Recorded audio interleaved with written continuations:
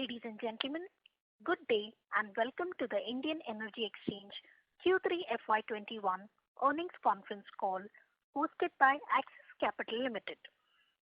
As a reminder, all participant lines will be in the listen-only mode, and there will be an opportunity for you to ask questions after the presentation concludes. Should you need assistance during the conference call, please signal an operator by pressing star then zero on your touchtone phone. Please note that this conference is being recorded.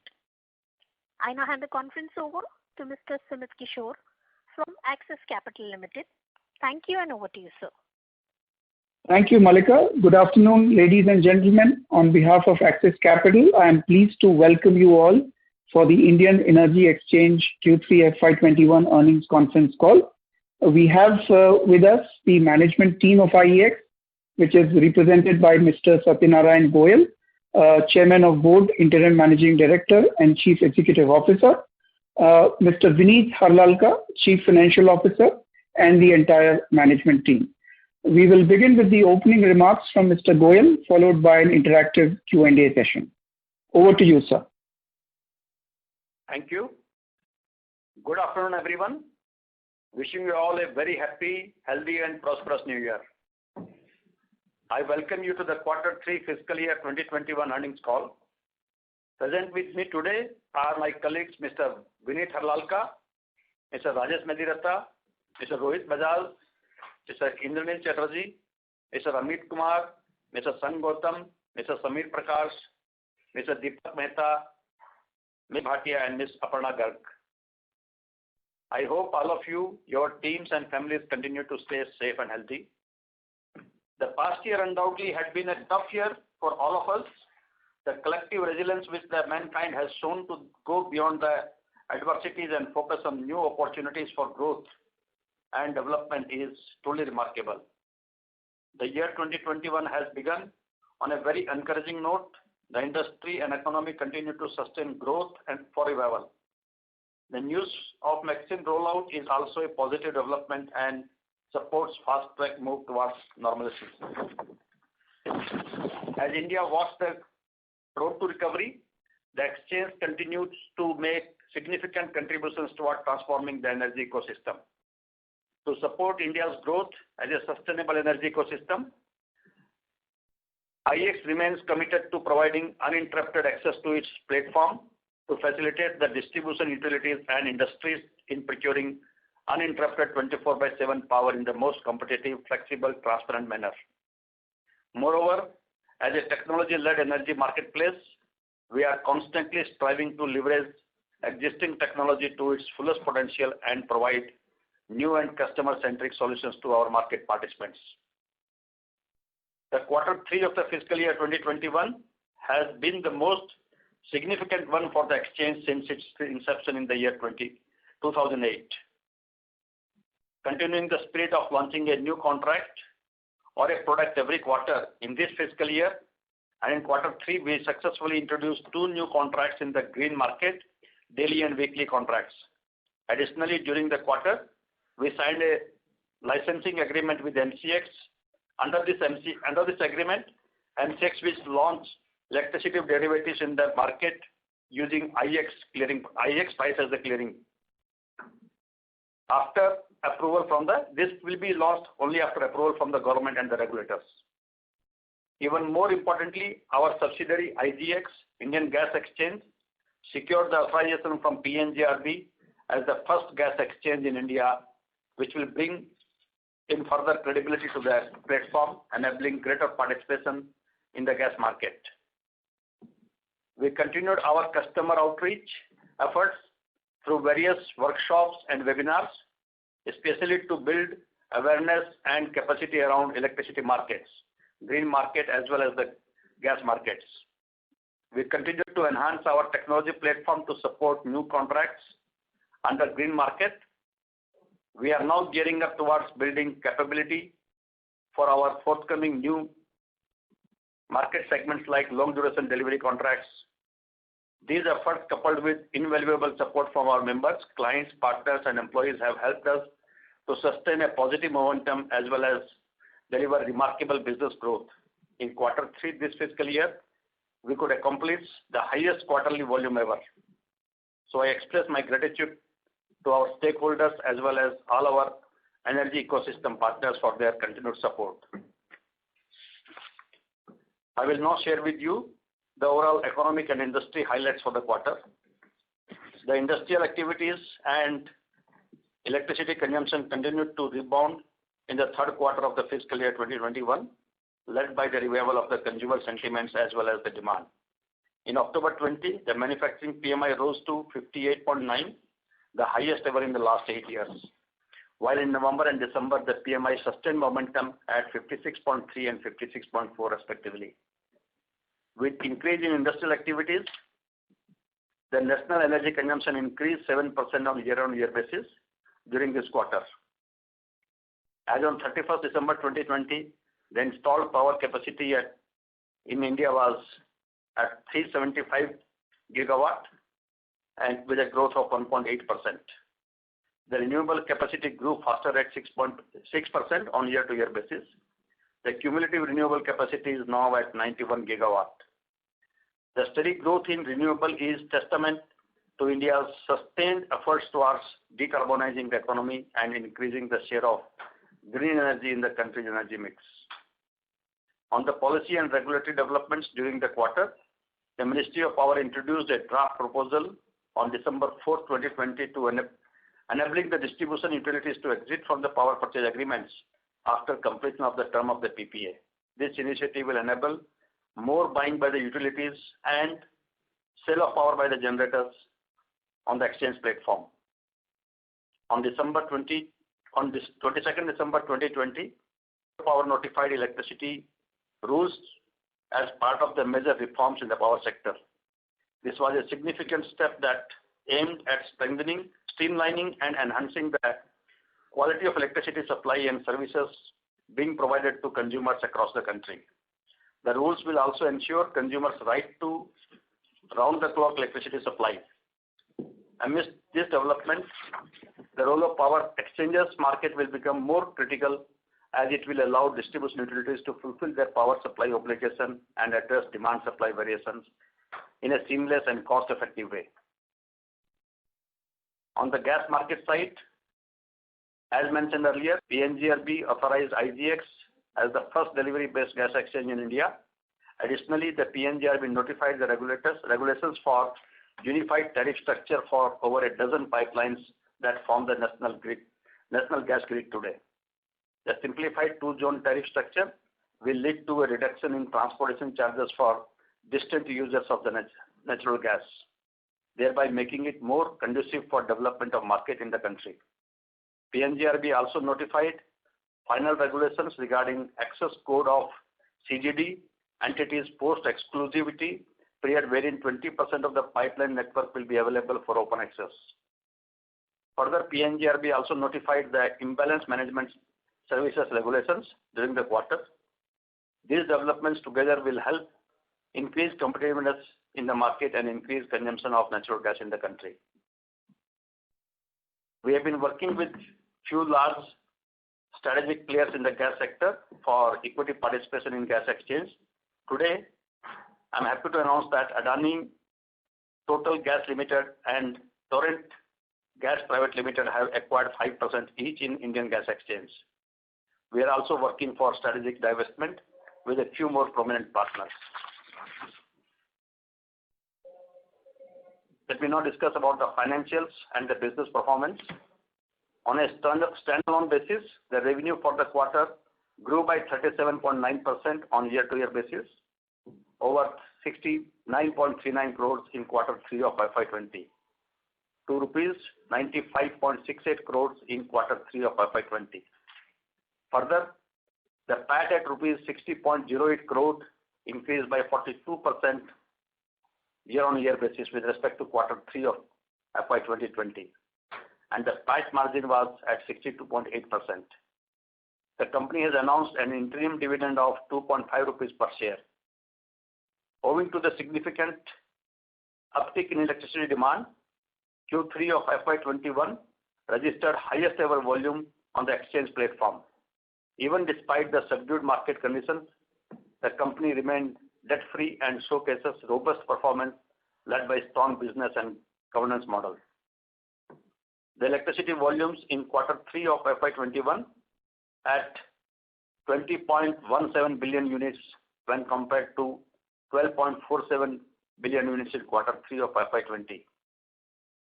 It witnessed 61.8% growth. Due to the delays in resolution of impending matter in APTEL regarding the REC, the trade in REC market did not take place even during quarter 3. Consequently, total volume including REC registered 48.2% year-on-year growth. Despite 43% growth in day-ahead market, the price on the exchange remained subdued and saw a decline of 2% on year-to-year basis. The average market clearing price in the day-ahead market during the quarter was 2.8 per unit. The real-time market registered an all-time high monthly volume of 1,129 MUs in December, since its commencement on June 1, 2023. On a cumulative basis, in quarter 3, the RTM market traded 2,837 MUs. The green market cumulatively traded 473 MUs during the quarter. As mentioned earlier, technology and innovation are the key importance to us. As a technology-led energy marketplace aspiring to shape the future of India's energy, we are continuously investing in technology.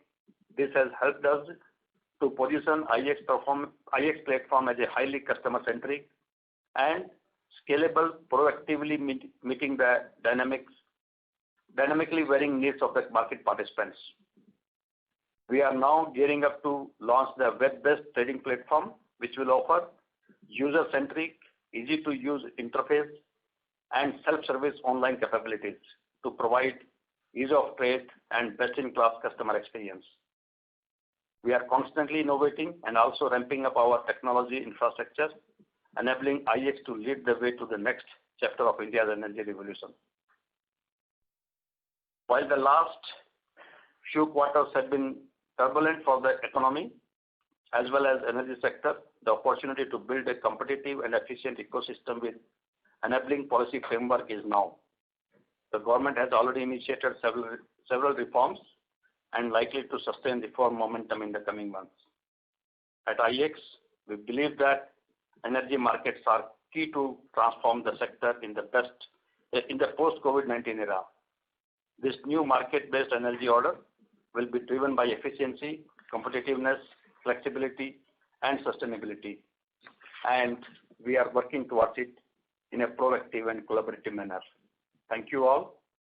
I and my colleagues would be available now and will be pleased to answer your questions. Thank you. Thank you very much. We will now begin the question and answer session. Anyone who wishes to ask a question may press star and 1 on the touchtone telephone. If you wish to remove yourself from the question queue, you may press star and 2. Participants are requested to use handsets while asking a question. Ladies and gentlemen, we will wait for a moment while the question queue assembles.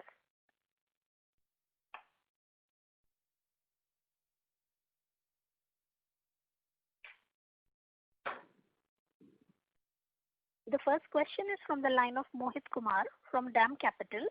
Please go ahead. Good afternoon, sir, and congratulations on the excellent quarter. Sir, I have two questions. The first is on REC market. Given that the REC market, nothing has got traded in the last 5 to 6 months. The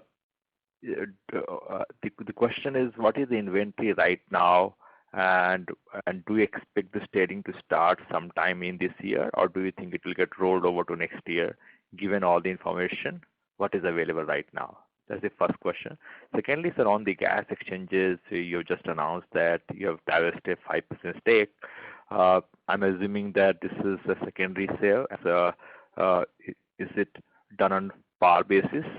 Can you just comment on that? And how much you intend to divest going forward? Is there any strategic plan to know how much you want to hold over next couple of years? Yeah. As far as REC market is concerned, every year almost about 80-90 lakhs kind of transactions happen in the REC market.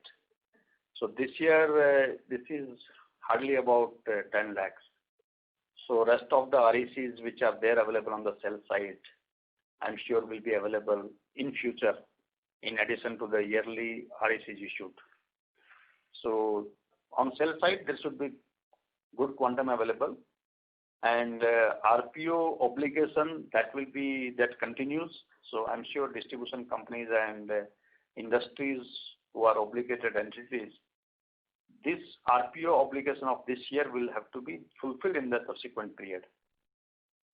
Regarding whether the REC market will start in this financial year, very difficult to say, because what I understand is the rehearing of the case will happen in April. Only thereafter the order will be issued. So whether the order will happen in this year or not, difficult to say. On the gas exchanges, yeah. Yeah, on the gas exchange, we are looking for strategic partners. So for strategic partners, the sale is at par only. So we are not diverting.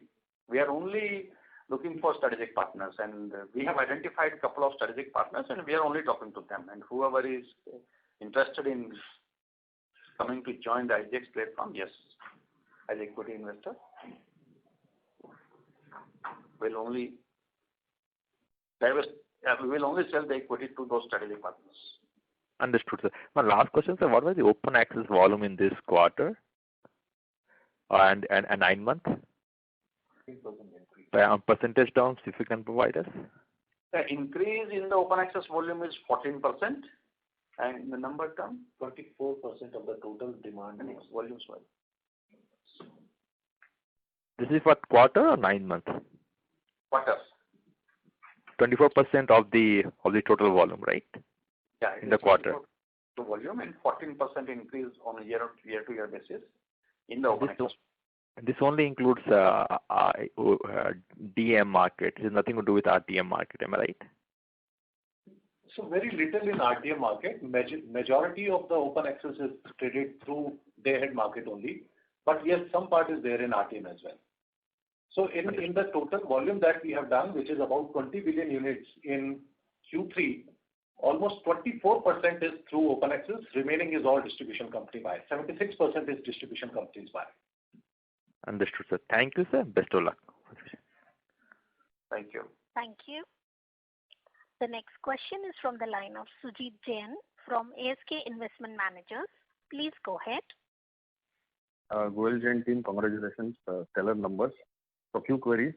On REC, I want to probe more if the RPO obligation for this year, FY21, is there a chance of relaxing that? Because if that happens, because of COVID situation, exceptional situation, then the demand that could have come once the trading starts actually will not come, and the new set of obligations in FY22 will kick in. ESCerts trading should have happened this year. Any update on that? I also want to understand the software that we have is our own software. We purchased it from the vendor, so it becomes our property. So whatever new segments, etc., come, such as GTAM, etc., they also become our IP. Is there a scope of monetization? For example, the vendor who sold us this software and this platform, he is one of the largest providers of codings to brokers in equity market. And at the same time, gas exchange also, we understand that the team will be in-house since you purchased the software. And correct us if that is not the right understanding. The electricity derivatives that you talk about signing up with MCX, would you be providing an index to them? If yes, what is the progress in terms of forming that index? And how big is that opportunity? And one last question is that you had spoken that, if solar generators start leaving some capacity outside the PPAs, that becomes an opportunity. On the same lines, I just wanted to look at a broader perspective as to what is the business development initiative a regulated entity like IEX, an exchange, can do. To what extent we can, take this business development effort? Thank you. Boss, I will answer one by one. Let me first respond to your first question, and you will have to then remind me about the subsequent questions. REC, so far no regulator has waived off the RPO requirement. They have only allowed distribution companies to fulfill this in the subsequent years. So I don't think this requirement will be waived off. Only thing is the carryover will be allowed. As far as industries are concerned, states before giving NOC are insisting for the RPO. Since our REC market is not happening, they are allowing them NOC. But the moment REC market starts, the industries will have to comply with the RPO obligation of the last year also. And can you tell me your second question? The ESOP trading, which has not happened and should have happened this year. ESOP trading should have happened this year. We are interacting with BEE. There are certain issues because there are a couple of new industry sectors which have been included in the ESOP. So in fixing the benchmark for them for deciding the performance norms, I think there are some discussions going on. We are still hopeful that maybe in the month of February or March, maybe 2-3 sessions should happen. But then again, difficult to say because till this approval from the ministry is given, it will be very difficult to say. Software monetization opportunity? Yeah, see, software what we bought, it is our property, and any development work on that which we are doing, it is IEX property. That is number one. Number two, we can monetize that, but the point is the software is our USP for the exchange. So we are getting a much larger value by using it in IEX platform. Why should I give it to somebody else? Sorry I don't think. Sorry to interrupt, Mr. Jain, sir. I would request you to limit your questions to two participants. And should you have a follow-up question? Yeah, I'm already done. So you can just mention about the electricity index and the last question about business. Yeah. See, MCX, we have signed an agreement with MCX for introducing derivative as and when that is allowed by the regulator. And IEX price will be used as a clearing price. You don't have to come out with a separate index for that. No. That will be used by them for clearing for the purpose of settlement of the contracts. That will be physical settlement? See, if any contract results into a physical settlement, that will be settled on the IEX platform. But if it is financially settled, then the IEX price will be the best price for that. And last question on that business development effort. How much an exchange can go out and do this activity under the regulations? The point is, what we can do is to make our participants aware about what values we provide. And second is understanding their problem, finding out solutions for their problems, and interacting with them. It is thereafter, it is a neutral platform. It is left to the participants. And if they find any value in this platform, they will use this platform. So our business development activity is mainly creating awareness about the platform and values what we provide. Sure, sir. Thank you. All the best. Thank you. Thank you. The next question is from the line of Devansh Nigotia from Simple. Please go ahead. Yeah, thanks for the opportunity. And so congratulations on a very good set of numbers. So just a couple of questions. So one is, if you can just throw some more light on what is causing the strong demand on DAM and RTM. So unlike earlier where there were contentions that weak power demand is making DISCOMs choose lower prices on the exchange. But now even when the demand is strong, the volumes are exchanged or holding up and are actually better than before.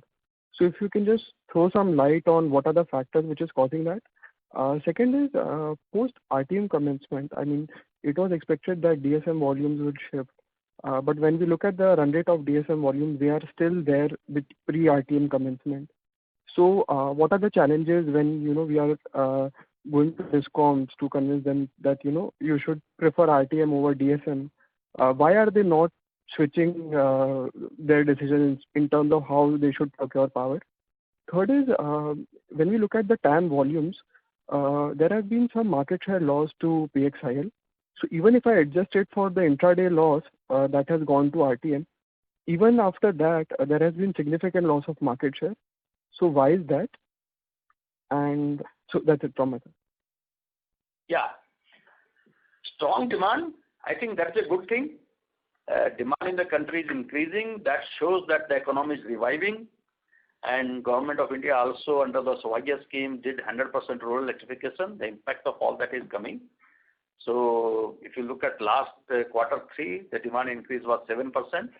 And I'm sure going forward in this year, the demand is going to increase at a rate of 8 to 9%. If GDP has to grow at 8-9%, electricity demand also has to grow. So strong demand is a good thing for the market. In spite of the strong demand, the prices are competitive. And that is another good thing for the market. And that is mainly because today there is no shortage of coal. Predominantly, we have coal-based generation in the country. And earlier we used to have coal shortage. This year there was no coal shortage. The rate of coal in the e-auction market was available at a premium of hardly 5%. Earlier I have seen, there were days when the premium used to be more than 100% also. Average premium for the full year was 30-40% higher than the notified price. So coal is available in plenty at a reasonable rate. So that led to competitive price discovery. And I'm sure today also the coal stock at the power plant plus the mine head is more than 100 million ton, which is almost 40% more than what it was there 1 year back. So the coal position is very, very comfortable. I'm sure going forward also this situation will continue. So that should give us, a competitive price discovery for the market participants and good volume in the market. DSM and RTM, you said DAM or DSM? So DSM, when we look at the monthly volumes, even after RTM commencement, that has not changed. Which basically signifies that earlier our contention was that RTM launch would help DISCOMs to, not have DSM volumes and avoid those penalties. But even after RTM commencement, that volume is still there. So if you can just throw some light, what are the challenges, why that cannibalization is not happening? Number one, the RTM market itself is very liquid now. There is a large participation of the participants, almost about 500 participants participate in this market. And volume we are doing almost about 40 MU per day kind of volumes every day. So that is one thing. Second is DSM is also reducing, not significantly. If you look at the trend in the last 2-3 months, there has been some decline in the DSM. Whatever DSM was happening within the range of 150 megawatt, which is allowed when there is no panel rate, I think that will continue because that is happening at the market price only. But whatever DSM was happening where the penalty was involved, I think there the quantum is reducing. And our effort also is to do analysis of the distribution companies, DSM analysis, tell them what kind of penalties they have paid, and was there a case for them to reduce that by participating in the RTM market. We are also working with them. So I think it is a slow process. It will happen. TAM market is a very, very small market. I think it is only about 4% of the total electricity market. And in that 4% market, there are only 3-4 participants who are active. So if one participant is going to one exchange, that itself can change the share of the 2 different exchanges. So I don't want to comment on this, anything beyond that. Okay. And so there has been significant slowdown in the GTAM run rate. So that has to do with the current relaxation in the green energy norm, if that's the right interpretation. So the run rate is trending down if you look at last 20 days in comparison to last quarter. So that would be the reason, or is there something else which is causing the run rate to slow down? So I'm talking about 1st Jan to 20th Jan in comparison to December quarter. In the green market, the sellers are mainly distribution companies of Telangana and Karnataka. Generators mostly have the long-term contracts, and they don't have any free capacity for selling in the market. These distribution companies, their own demand is increasing now, so their sell quantum in the green market is also going down. We are working with more distribution companies where the green power available with them is beyond the RPO obligation. If they can also participate in this market, we are working with them. We are also working with the generators. If you look at the green market clearing price, it is plus 3 rupees 50 paisa. It is around 4 rupees. It is much higher than the price which they get on the bidding route. So there is a good case for them to keep some capacity for sell of power in the market, maybe 30, 40% or 20% kind of capacities. I mean, maybe they can contract 70, 80% to fulfill the requirement of the bankers for the purpose of debt servicing obligation. But they can definitely keep 20, 30% capacity for sale in the market, and I'm sure they can get good returns on that. So we are working with the participants. Thank you. Ladies and gentlemen, please limit your questions to 2 per participant. Should you have a follow-up question, would request you to rejoin the queue. The next question is from the line of Lavina Quadros from Jefferies. Please go ahead. Yeah, hi sir. Congrats again on the good set of results. Just 2 questions. One is, what is the annual fee included in the turnover for this quarter? And secondly, just a follow-up on the previous participant. So just wanted a sense on what is the state-wise contribution in the volumes. I mean, is it like Gujarat and Maharashtra, 25-30%? I'm not sure of the numbers, but if you could give us some color on that. And is there any particular state where you think it might be more of a one-off for 3Q, or there's no such trend? Thank you. Yeah, annual fee in this quarter is 4.2 crore, and in comparison to last quarter, it is almost flat, I believe. So because annual fees, it is these clients and the members. The numbers are not changing, so the active clients are same. So that is why there is no variation in the client fees. And I think the participation of DISCOMs is almost all DISCOMs are participating, and quantum of power purchased by the DISCOMs is dependent on the total load of the DISCOMs. I mean, state like Maharashtra, Andhra Pradesh, Telangana or Tamil Nadu, where the demand is high, naturally their quantum of power purchase will be more. So on the exchange platform, we have seen active participation from Maharashtra, Andhra Pradesh, Punjab, Telangana, Gujarat, Rajasthan, Tamil Nadu, Delhi, Haryana, J&K, and top 10 DISCOMs contribute almost about 75 to 80% of the total buy.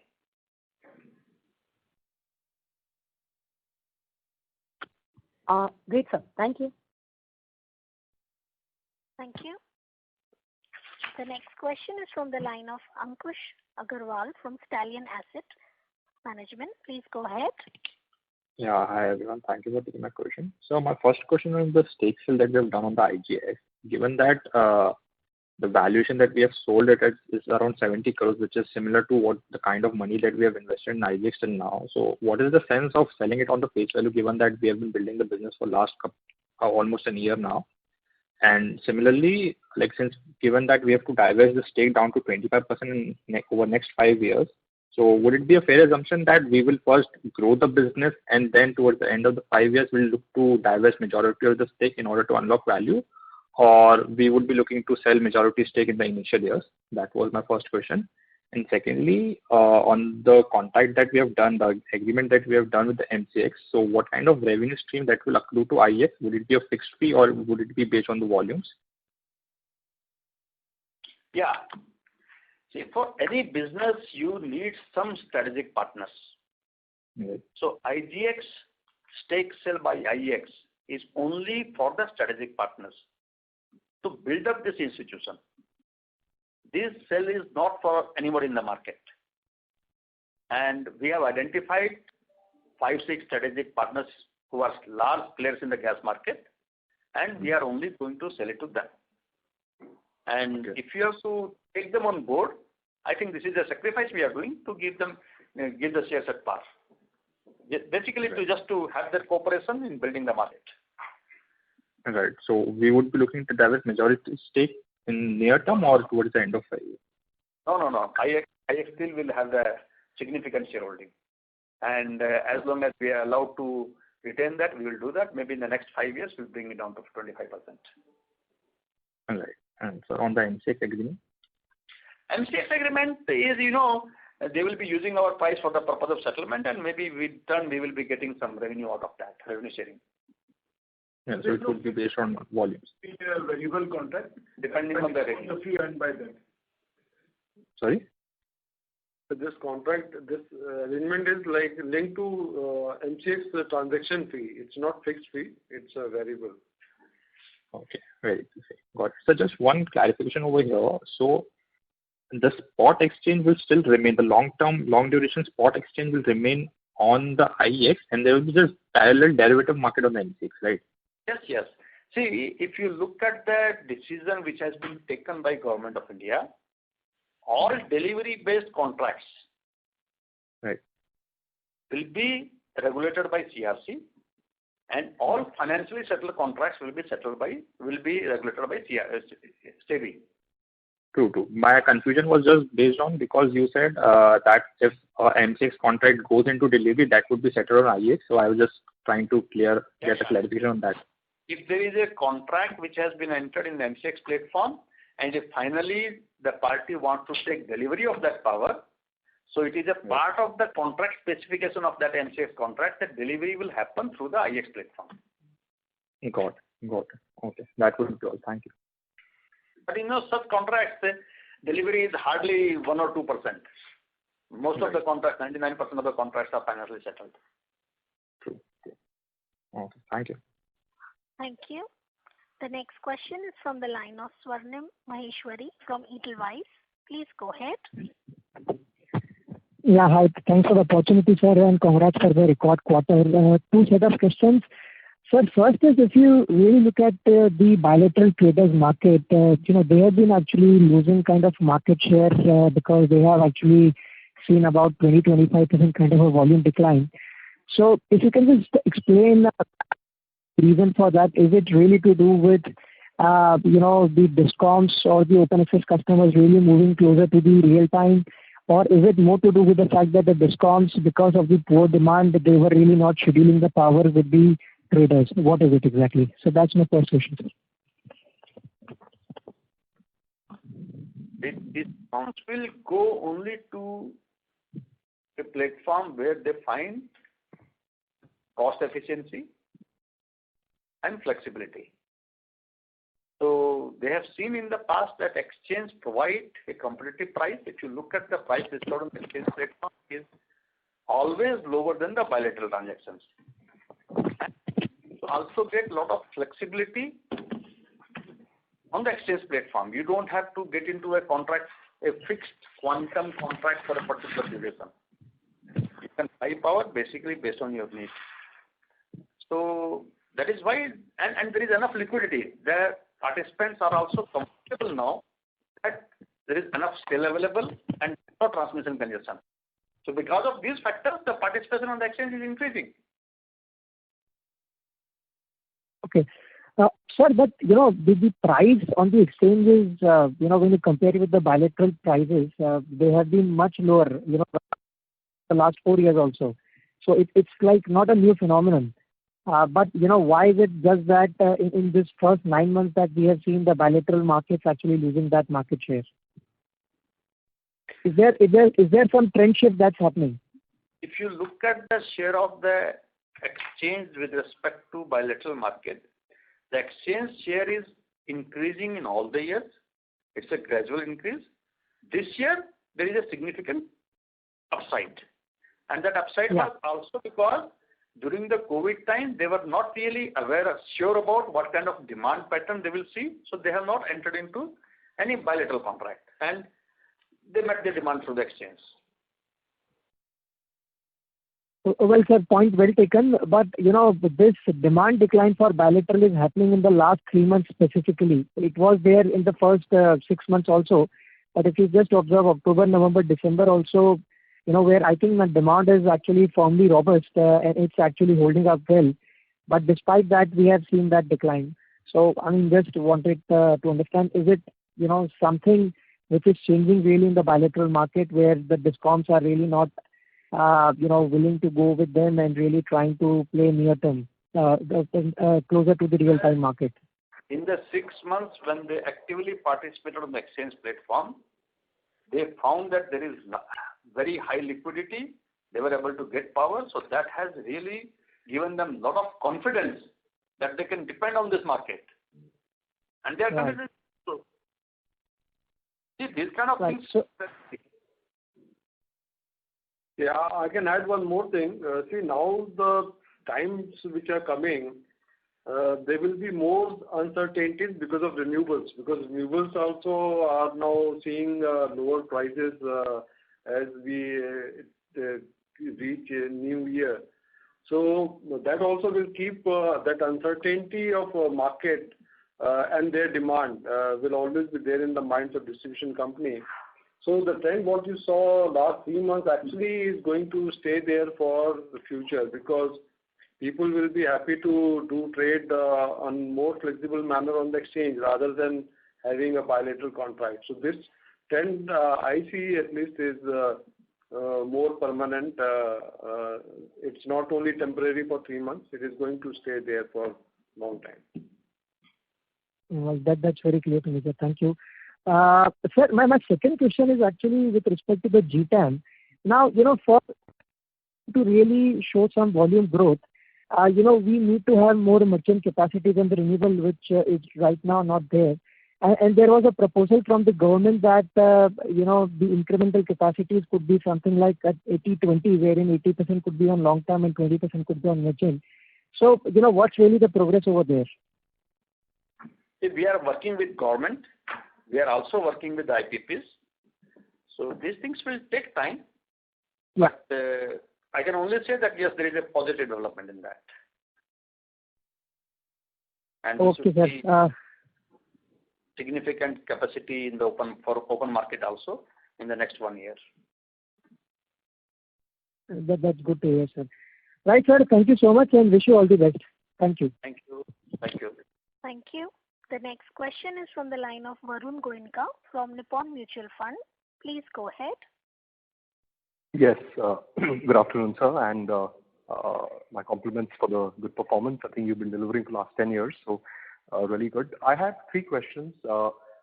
First, on our gas exchange, what would be your best estimate to how could the adoption play out over the next 3-4 years, either regulation-wise, because this is a center subject. If you could help us understand how fast the adoption of this exchange could be, and what are the impediments to this accelerating? Yeah, gas exchange we started in June. We knew it at that time also that a lot of policy advocacy has to be done because there are a lot of enablers which have to be put in place. So we started this exchange basically to interact with the government and regulator to create all those enablers. One of the enabler is the taxation system. See, unfortunately, gas is still not under the GST, and each state have their own taxation system. I mean, it is varying from 4% to 26% in different states. So on a gas exchange, you have to have standard contracts. And for standard contracts, you need a uniform taxation system. So GST has to be there. Ministry of Petroleum and Natural Gas has already forwarded that proposal to Ministry of Finance, to the GST Council for including gas under the GST. And I'm sure there was a media article also in the recent past that GST Council is considering this proposal. Second is rationalization of the gas transportation tariff. We used to have Zone 1, Zone 2, Zone 3, Zone 4. Somebody sitting in Zone 4 has to pay very high charges. Now that also has been rationalized by the PNGRB very recently, I think about 2 months back only. So that is another good step which has taken place. Third is, there are many pipeline operators today, and there is no system operator. Like in electricity, we have a POSOCO, NLDC, RLDCs, they are all the system operator. Independent agency doing the energy accounting, and everybody has confidence in them. So that system operator concept is that as of now not there in the gas sector. So for developing market, I think we need a system operator. And good thing is that, we were interacting with Ministry of Petroleum also and with the regulator. And now they have decided that there will be a system operator in the gas sector also, which will be known as a gas transportation system operator. And they are probably going to create a separate company who will do all this energy allocation of the pipeline capacity to different participants and also do the energy accounting for the gas. Then there is a need for the infrastructure also. See, today we have 2 active LNG terminals, and these are running at 100% capacity. So if somebody wants to import gas in the country and sell in the market, there is hardly any capacity available. So new LNG terminals are coming up now. At Mundra, there is a new LNG terminal which has been set up. There are some pipeline issues which are being augmented now. Then another Ratnagiri terminal, that is also augmentation is happening there. Kochi terminal, Ennore, Dhamra. I think a lot of LNG terminals are getting commissioned now, and a lot of pipeline works are being pipeline commissioning is also happening. So I'm sure in the next 1 or 2 years you will see a strong infrastructure in place. So gas exchange will need some time to see significant volume increase. I think maybe next 1 year will be a year where we will be doing all this kind of policy advocacy with the government and the regulator to create all these enablers. And when these enablers are in place, I'm sure there is a very, very high potential for the gas market. I mean, if you look at the power sector, in the power sector, our participants are distribution companies who are all regulated entities. But in case of gas sector, the gas consumers are mostly in the private sector, and they are very price sensitive. So I am sure opportunity in the gas exchange is going to be much larger than what we have in the power. That's very, very helpful, sir, the way you've explained it. Just 2 more questions here. One, the long duration contract, the hearing on that, if you could just update us as to where do we stand in terms of starting the LDC? We have already filed our petition with CERC for approval of a contract. Yes. But there are 2 things. One is the CERC itself was not functional from August, and now Supreme Court was kind enough to allow the functioning of CERC. So that petition will be taken up by CERC. So the hearing was in December. So has the hearing been postponed? Or? No, the petition is now listed for hearing in CERC in the month of February. So okay. That is the development. But then even after CERC approves our contract, there is a case pending in the Supreme Court, and parties who had filed the case, they have already filed an application in the Supreme Court that we have settled the jurisdiction by intervention of Government of India. And in fact, Government of India also has filed application in Supreme Court to dispose of that case. But again, unfortunately, in Supreme Court also because of the COVID, that case has not come up for hearing. And once that is disposed of by Supreme Court, then I think the issue also will get resolved about the jurisdiction of CERC and SEBI. And we will be able to introduce these long duration contracts. Great. Thank you for clarifying, sir. A final point on open access, I wanted to clarify there were a lot of states with policies not aligned for open access. Is there any changes or some of the states you might want to mention? Is there any movement there to become more friendly towards open access? See, our job is basically to do policy advocacy, and it's a continuous process. We are doing it for the last 12 years. And we have seen, yes, changes taking place. So we are continuing to do our part of the job, and then it is left to the state government and the state regulators. But one thing in the last 3 months, any state that might have? What I can only say is the states which have allowed open access are the states where industrial development is taking place. Sure. It is one of the requirement of industries for ease of doing business also that open access should be in place. I mean, state like UP where the open access was not there in place, they also have allowed open access now. And I understand how many industries, Rohit? UP, we have more than 30 now. We have more than 30 industries now who are buying power through the exchange. So perfect. Yeah. Thanks a lot. Yeah. I'll get back in the queue. Yeah. Thank you. So much. The next question is from the line of Ashutosh from Centrum. Please go ahead. Hello. Thank you for the opportunity. Sir, first of all, in the opening comments, you mentioned that now some sort of regulations that have come in, that now the discoms can shift once their PPAs expire, they can shift for their demand to the exchange. Could you give some clarity on that? How do you see the conversion rate from PPA to exchange once this PPA is expired? No. I did not say regulations are in place now. I only said that Government of India has come out with a discussion paper that distribution company can exit the PPA after 25 years. If you look at the PPAs signed by the central government. Sorry to interrupt, Mr. Ashutosh. Sir, I would request you to mute your line while the management answers your question. Okay. Thank you. These PPAs have a kind of perpetual supply provisions. And some of the PPAs have a defined time period. So now government is saying that let the DISCOM have the option to exit after 25 years. So it is just a discussion paper. And they have issued inviting comments of the different sector participants, and thereafter they will decide what is to be done. Okay. Understood. Thank you. So my second question is more of a business-related question. I would like to know that, as I have understood, that how does RTM market work? As I know that in the RTM market, the delivery takes place within hours.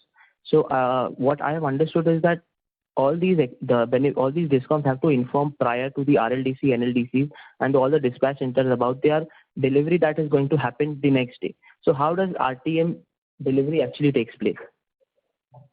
Let me tell you the timelines for the RTM market. Okay.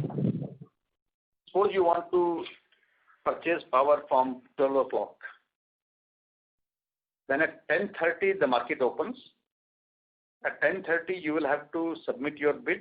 There is a 15-minute window for submission of bid by buyer and seller from 10:30 to 10:45.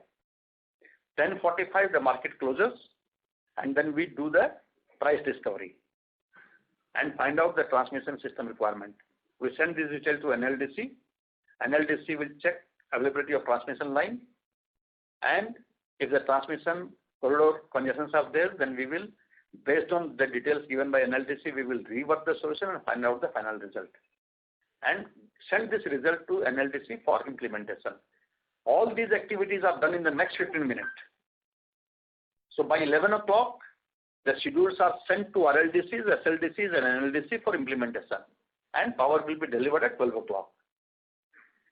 So in case of real-time market, we are doing 48 such activities. Every half an hour the activity takes place. So this market, the timelines are very, very tight, and I'm happy to say that we have been able to implement this market very successfully and in a very reliable manner. Initially, there were a couple of instances where, there were, because of the technical reasons, there were glitches in the system and a couple of sessions were aborted. But now we are running with 100% reliability. Okay, sir. Understood. Thank you. And so my last question would be on account of the long duration contracts and the cross-border trading. What is the progress on that front, sir? Could you just throw some light on that? Long duration contract, I just mentioned that we have filed our petition with CERC, and the case is in Supreme Court is yet to be disposed of. It can be done only thereafter.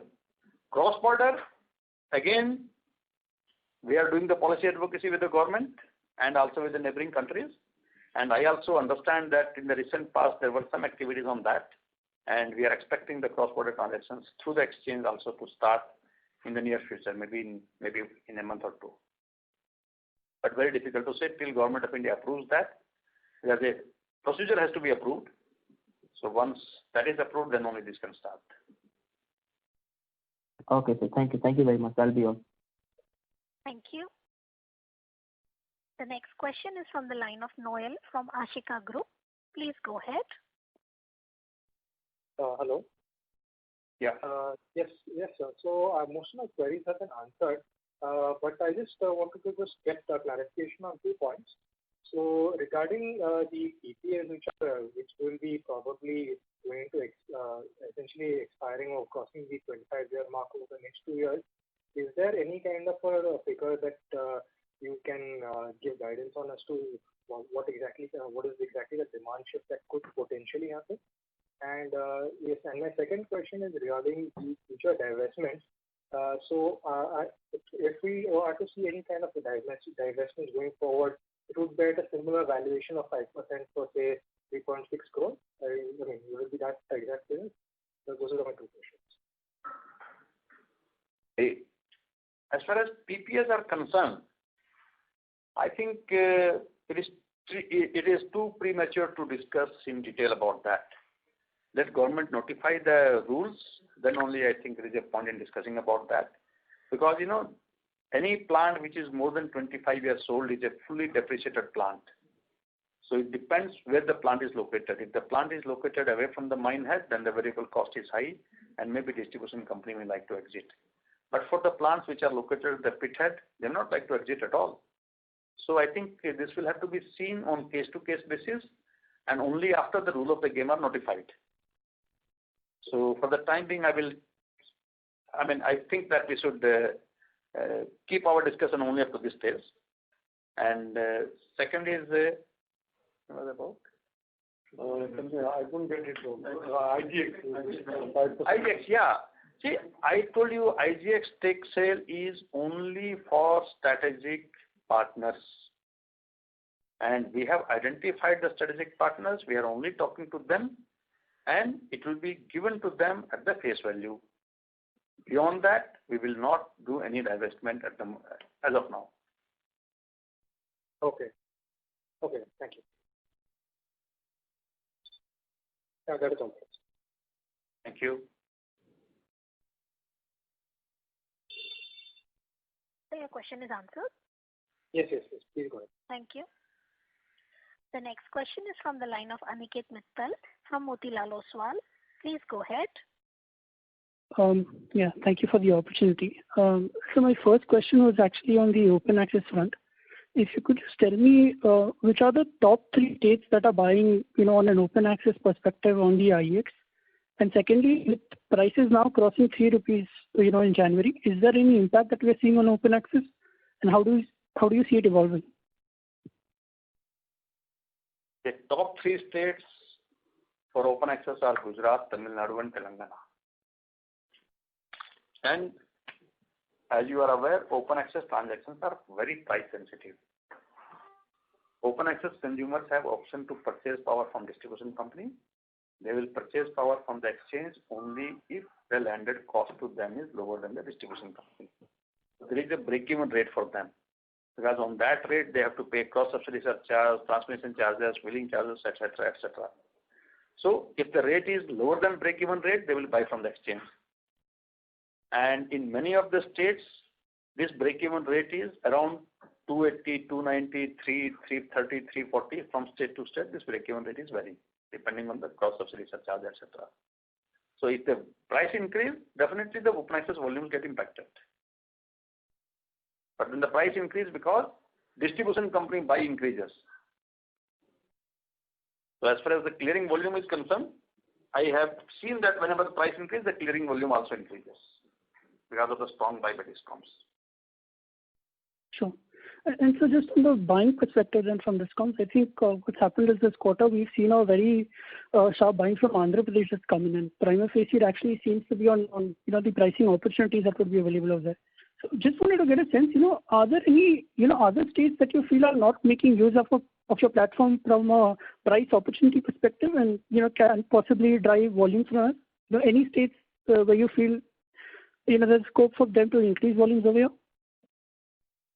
In case of Andhra Pradesh, they have a couple of generating plants where the variable cost is higher than the exchange clearing price. So they optimally utilize this platform. They reduce generation from those costly plants and purchase power from the exchange.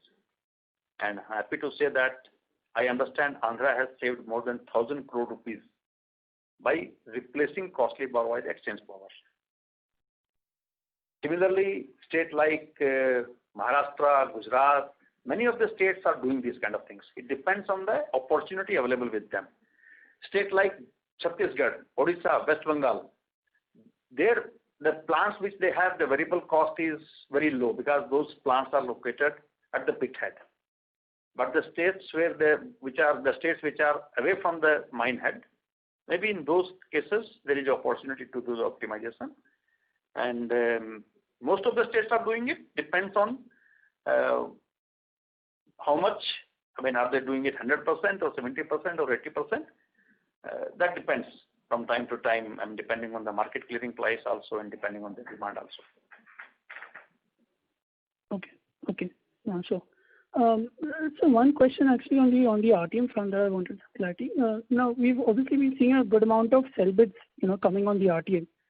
But despite that, a very large quantity of the cheaper URS power is still going through SCAD. So, just wanted to know, as per maybe your interaction with the ministry, is there a thought process of not extending this SCD scheme beyond March 21? Because then that can help the RTM further, right? We'll have more cheaper URS power coming in. Yeah, that is our policy advocacy. We are working with the government. Let's see what happens. Okay. So as per your discussions, would the SCD scheme still be extended by March 21? Or is there a case for that not being there? Because the RTM has been evolving pretty well, right? Yeah. I mean, when RTM was not there, there was a case for SCD. But now with RTM and RTM having a good liquidity, there is no case for SCD. Because objective function of the regulator is to promote the market. So you have a market now. So we are working with the regulator and the government. Let's see what happens.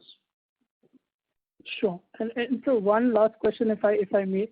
So just wanted to understand the DSM regulation. Now, earlier, there's this DSM regulation which was supposed to come and impose stricter penalties in terms of the sign change. I believe this was supposed to come in effect from December 1st. Has that happened? Yeah. I think it has been implemented.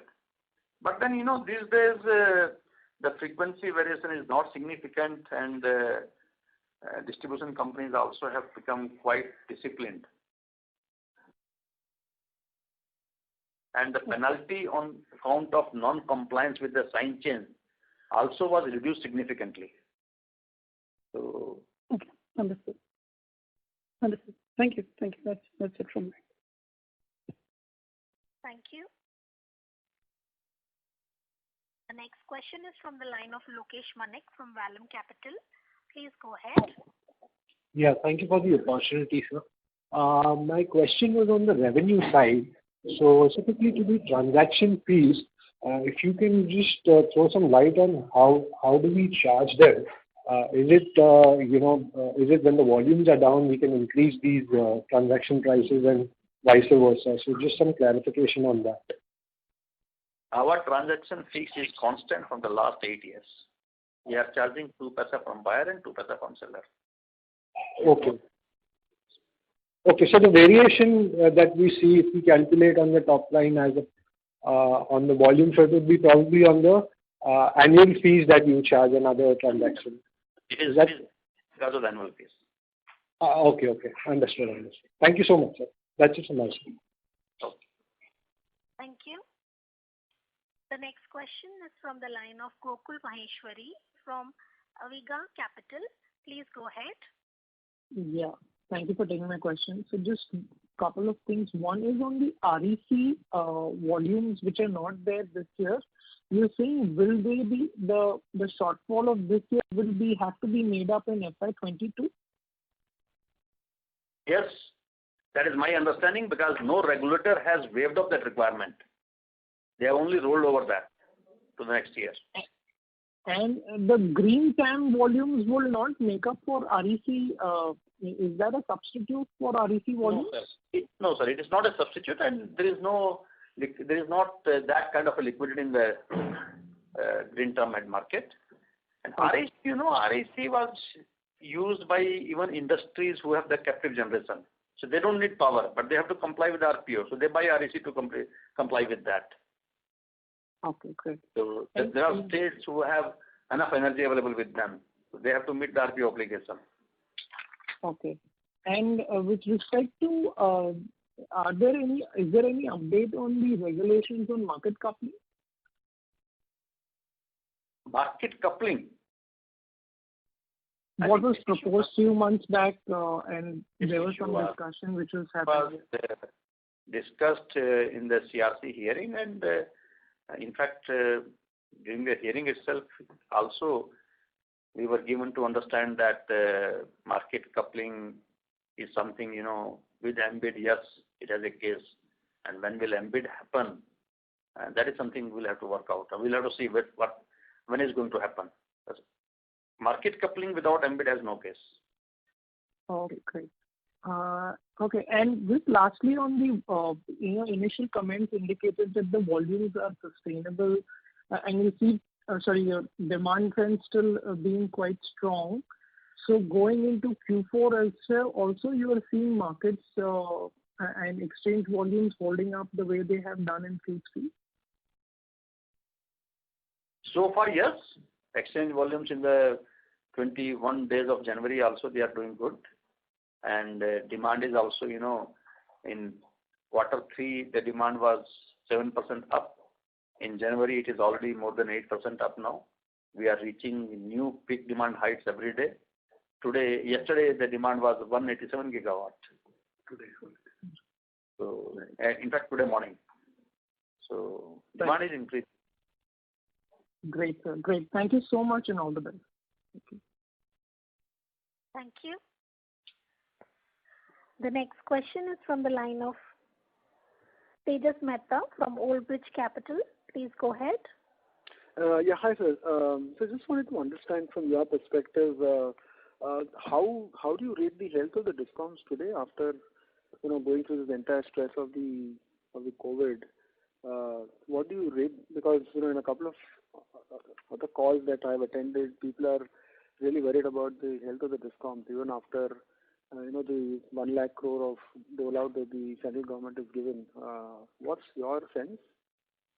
I'm not competent to comment on that. Oh, okay.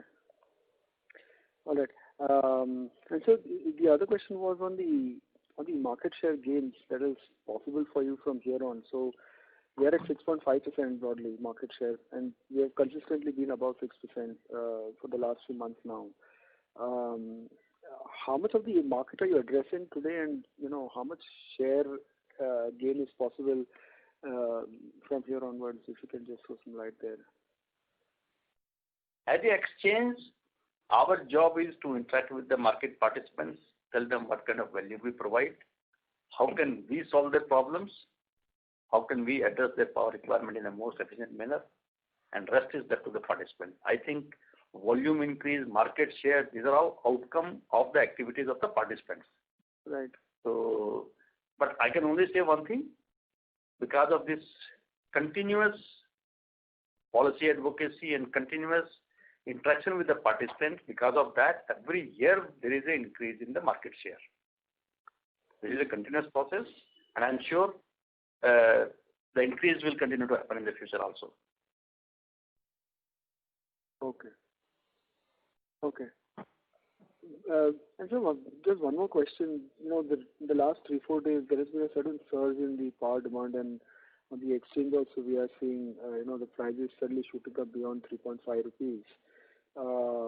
Any sense whether this is, kind of a temporary or it could last for a couple of months? Do you have can you give some idea on that?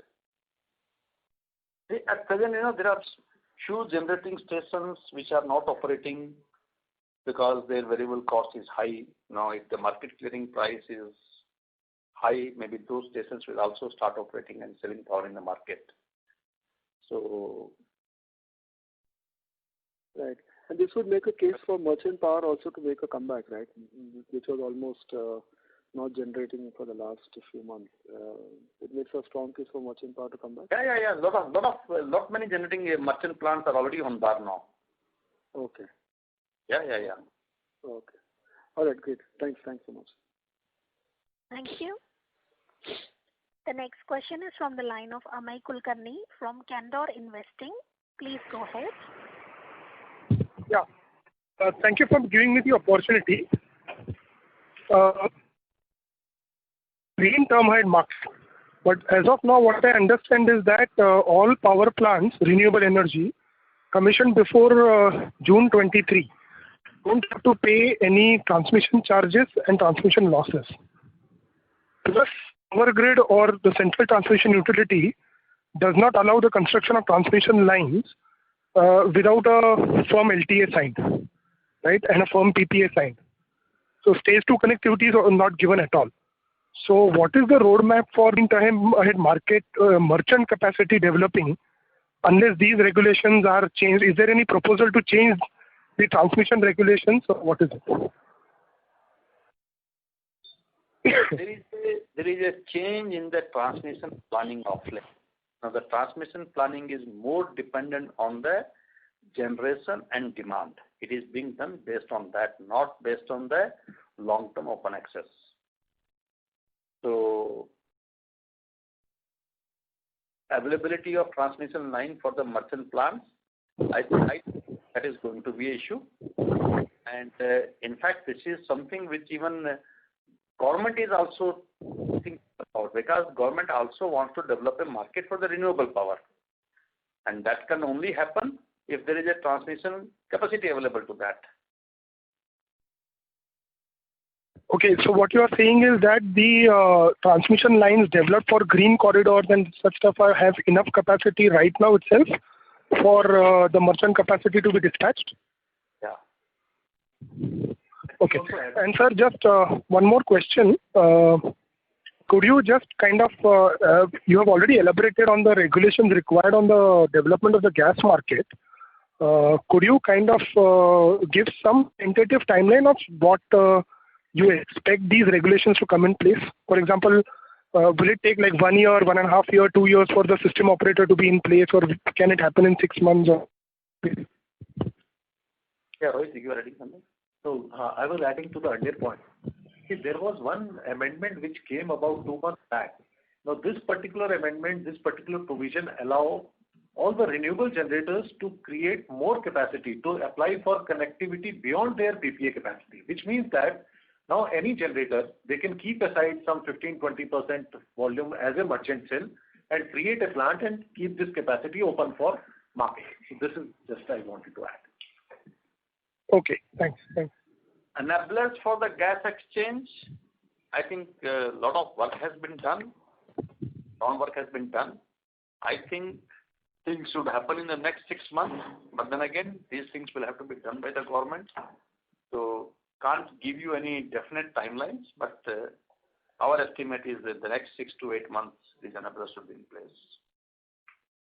That's quite fast. Thank you for your response. And we have spent a lot of time on these things, not very fast. I mean, these things are going on from last couple of years. Yeah, I understand, but government works at its own pace. So even, I mean, given the energy timeline, the energy sector timelines, I think next 6 to 12 months, even 12 months is quite fast for the government to act. See, these are big changes, right?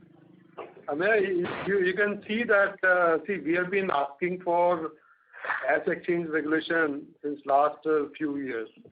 Yes. Only thing is we were waiting, but nothing was happening. But when we actually started gas trading platform in June, and you could see that in 3 months' time, the regulations were put in place.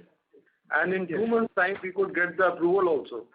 So because now there is an agency for market development and there is a institution being created by government, we hope that the influence will also be, we will also work towards it. The gas sector participants are working towards it. So maybe we should be able to achieve faster than had we been not there. Okay. Yes.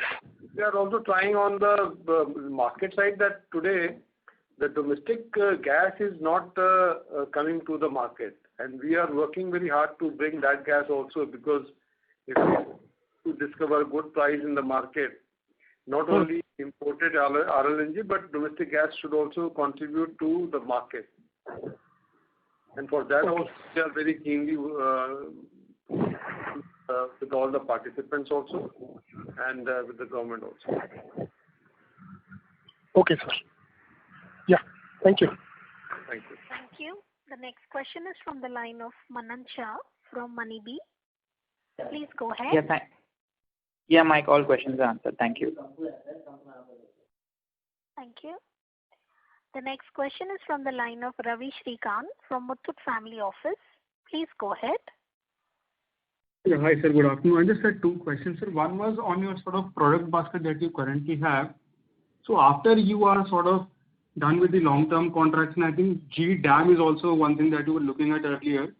So does that sort of complete your product basket, or are there any further sort of opportunities or contracts that you can look at? And the second question was on the gas exchange.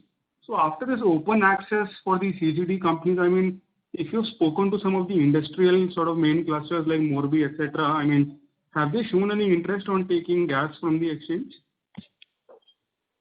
Number one, this new products from the gas and the electricity exchange.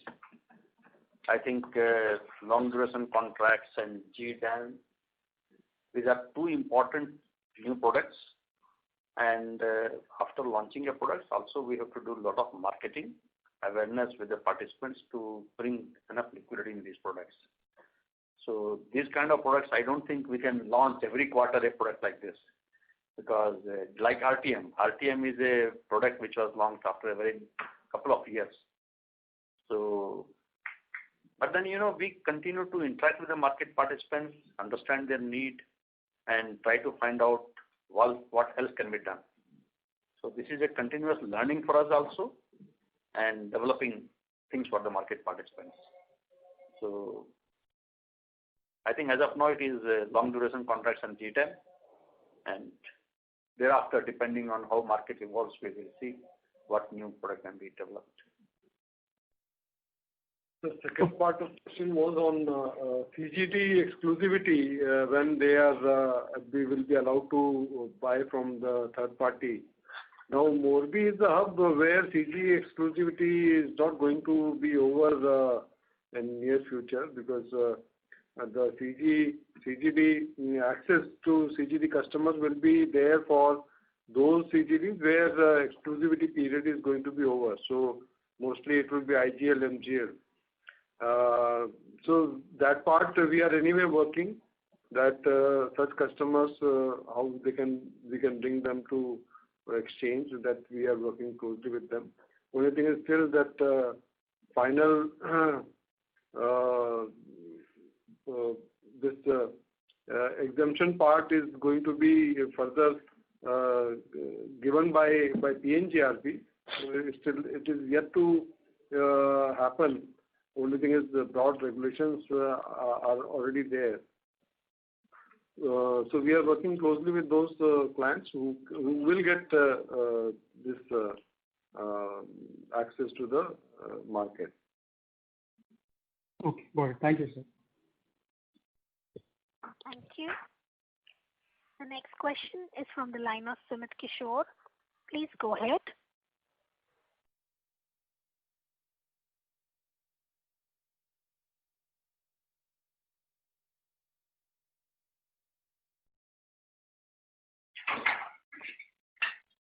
Yeah, just one question from my side. There was an expectation that short-term open access charges would be removed for discoms, and that would help DAM volumes. Is there any progress around that front? Because we thought it would be a catalyst for the short-term market. There is a transmission sharing regulation which has come. As per the regulation, distribution companies are not required to pay any short-term open access charges, and all short-term transactions will be covered under the long-term and medium-term open access which they have taken. If there is any deviation with respect to that, then that will be charged under the transmission deviation charge. So that is already in place. Okay. And has that resulted in any incremental benefit for volumes in the short-term market? In fact, that has the prices and that has been implemented from 29th of December. And yes, there is some shift happening, but I think it will need some time. Okay. Okay, so that was the last question. Mr. Goyal, would you have any closing comments? No, I think we have discussed enough. I can only assure that this next quarter also should be a good quarter because demand is increasing. And right in the month of January itself, demand growth has, in energy terms it is 8%, and in terms of the peak demand, I think the demand has increased almost by about 9-10%. So with these kind of indications, I'm sure exchange volume also will be significantly higher than what we did last year. So we should have a good financial year. Thank you so much, sir. Thanks for allowing us the opportunity to host this call at Axis Capital. Over to you, operator. Thank you, sir. On behalf of Axis Capital Limited, that concludes this conference. Thank you for joining us, and you may now disconnect your line.